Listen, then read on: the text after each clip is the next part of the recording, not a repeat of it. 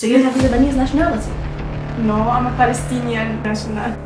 I have a Palestinian passport. I cannot have a Lebanese nationality. So where are you exactly from in Palestine? I'm originally from Gaza.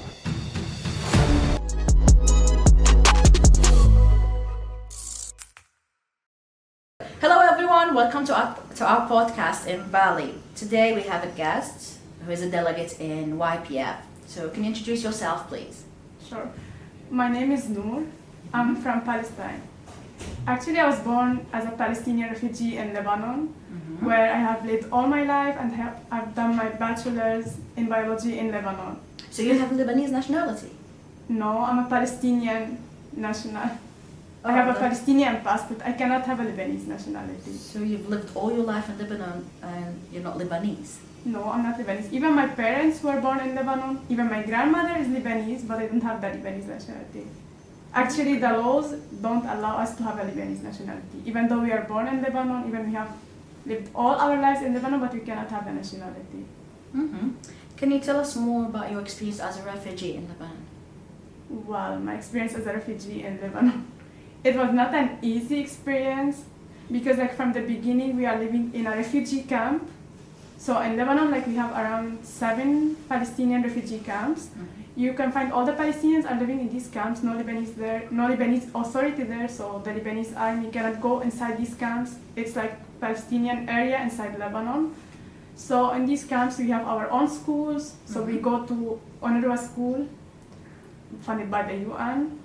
And then it was a good experience in general, but we have lack of access to many of our basic human rights in Lebanon. So there is some kind of discrimination from the Lebanese government towards the Palestinian refugees over there. Although we've been there refugees for more than 75 years, but still there is some discrimination. So for example, there are some jobs that you cannot do. So I was doing my bachelor's in biology pre-med, but even if I continue my degree as a doctor, I cannot work as a doctor in Lebanon.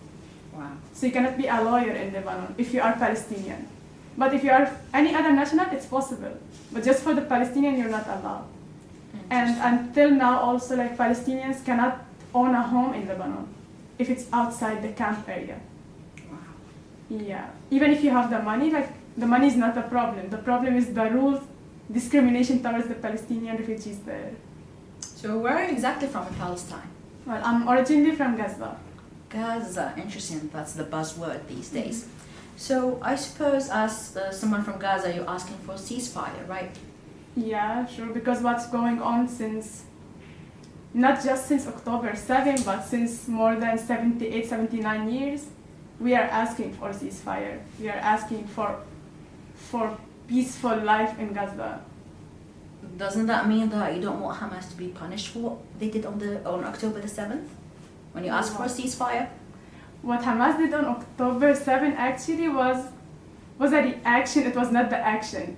So Hamas is just a resistance, it's not terrorism. So Hamas is not considered terrorism because we have been oppressed since 1945, even before that the Israelis started coming to Palestine. So it was our land. Then 1945, it was after the Second World War, it was announced that Palestine will be given to Israel, and they formed their nation. So the Palestinians were forced to move out of the area, and the ones who stayed there, they were killed there. It was a completely ethnic cleansing for the Palestinians. And then after that, for my own family, my grandfather went after that to Lebanon, where he got married and continued his life there. But we are still asking for our rights because this is our land. So we were forced to go out of our land. Of course we want our land back. And that's why I still have my family members in Gaza. Okay, how do you communicate with them? Communication is very hard nowadays. So after October 7 until now, it's very hard. So sometimes they don't have internet connection, sometimes they don't have the signal, and they keep moving from one area to one area. So they were living at the beginning in North Gaza, and then they had to move to another area when that area was bombed. Now they are staying currently in Rafah, so in the south, on the borders with Egypt. So they are staying there now. And we can communicate maybe one time every 4 days. I send, how are you? And then after 4 days, I get the reply, we are good. How do you feel as someone who is from Gaza and living outside, witnessing all that's happening? Sometimes like I feel powerless, that I cannot do anything for my country, that even I cannot help my family members who are over there. I cannot even communicate with them to see if they need something. And even if I can do something, like let's say I want to send some help to them, it cannot reach to them. It cannot cross the borders. You know, like Gaza is a territory. It's surrounded by the Israelis from all the areas. So you cannot enter to Gaza without getting the permission from the Israelis. So did any of your family members die? Actually, 2 months ago, my uncle died, and I don't know, you could imagine how we heard about this. So I was sitting scrolling on Instagram, and then I saw a video. In that video, they were mentioning the name of my uncle. And then my family members who are in Gaza, in Rafah, they didn't know that he died. They know that he died from me. So I am here in another country, they came to know from me from that video on Instagram. So even between each other there in Gaza, it's hard, the communication. They don't have signal to communicate with each other. When I saw this video, I sent it to them, and then they communicated with his family, like with his wife. She said he wanted to bring some flour or to get some flour because like each morning there, like they had to go queue in line to get the flour or bread. So he was going there, and then he didn't come back. Then we came to know that that area was bombed, and like more than 100 people died there, and he was one of them. Don't you think this is all a reaction for what Hamas did? People will live in peacefully in Gaza, going to beaches and so on. Okay, let's say it's like this. Then what about the things that happened before Hamas was founded? Hamas was founded, I think, 1965, if I'm not mistaken. So what about the things, the operations, the genocide that happened before that? What about what happened with my grandfather when he was leaving from Palestine to Lebanon in 1945? What about these genocides? Why people were forced to leave at that time? Why people were killed at that time? There was no Hamas. There was nothing called Hamas. Hamas was founded as a resistance for what's happening. Isn't it just easy to leave? It's easy to live in peace there? To leave the country. Or to leave the country. Yes. This is what they want. They want us to go out of the country. They want this ethnic cleansing. They want us to forget our country, to forget our land and just go. But this is our land. We cannot leave our land. We want our land because it's ours. So you cannot just say for the oppressors, okay, take the land, we will go. Okay. Media-wise, you talked about knowing about the death of your uncle through media. What do you think was the role of media during the war? Well, nowadays media is very powerful in terms of the communication things, but at the same time it's very dangerous because it can be biased and it can lead to miscommunication or misrepresentation of what's happening there. So now if you look at the Western media, you see the complete opposite. You see the oppressors, they are the innocent people. They try to show them as the innocent people. They try to bring like fake facts, like the thing that they talked about, the beheaded babies of the Israelis. We didn't see anything about this. Where are the proofs about this? But we saw the beheaded babies of the Palestinians.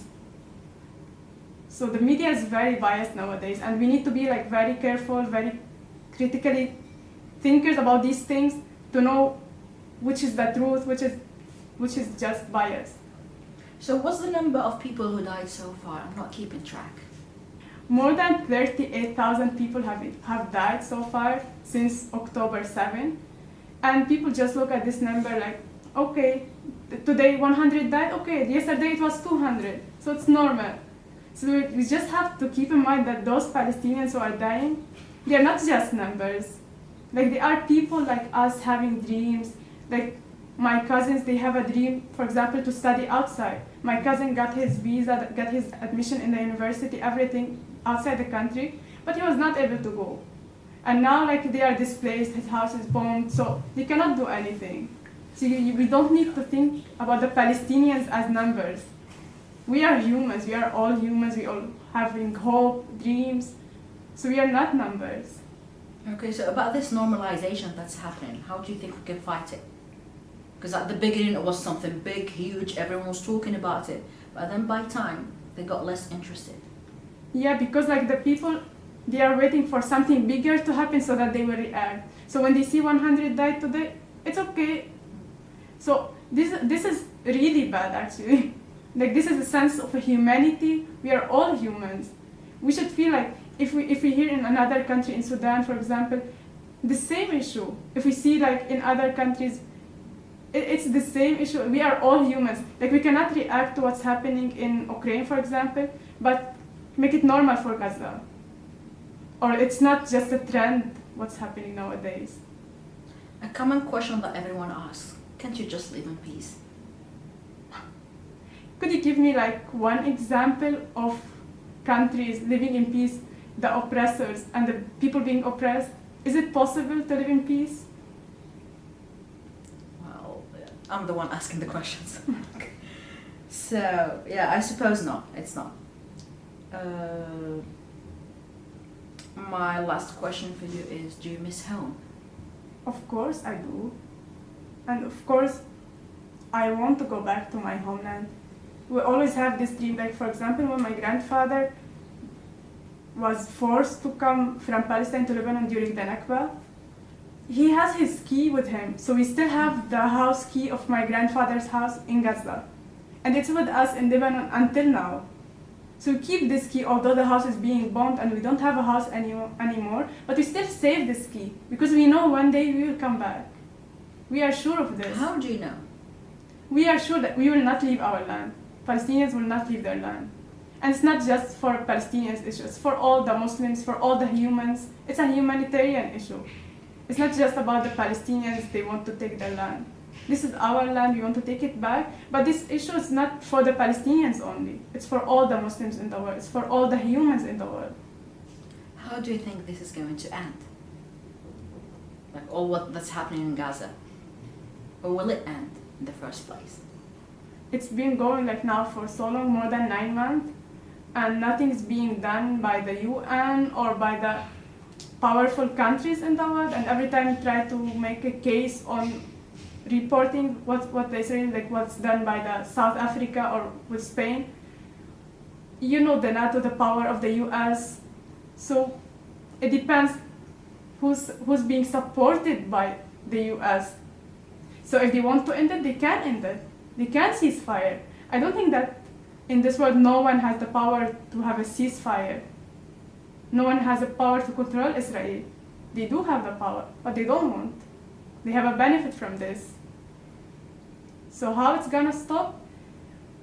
I don't know how it's gonna stop, but we have to try our best to educate the people, to do some awareness, to let the people know what's going on there, to let the people see the truth, not to let them follow the biased media of the Western media. What do you think the aim of Hamas doing this was in the first place? Did they have the power to, or the courage, or did they know that this would happen? I think this was not expected to be to this extent, to be this much, like more than 9 months. But Hamas just reacted for the 75 years of oppression that happened before. So the thing that they did during one day, 7 October, it was a reaction for what happened during the past 78, 79 years. People were killed that day. Yeah, Israeli people. You can count how many Palestinian people were killed during the last 79 years? Like, you can't keep track of that even. Okay. So my very last question is, what can we do as individuals around the world to help? Maybe we can start with ourselves. Maybe start by educating ourselves about the history of Palestine, how it's all started, what was the reality behind this. So start by educating ourselves first, and then sharing the truth, sharing the voices of the people who are being oppressed over there. And maybe if we can, to donate some help with the aid to the Palestinian people there, to try to pressure on our countries to do something. And one important thing also, boycotting is very important. So for this we can start by our own. So the economic influence, it's really, really important. So do you have anything to say by the end of this podcast? Anything to add? Any message to the world?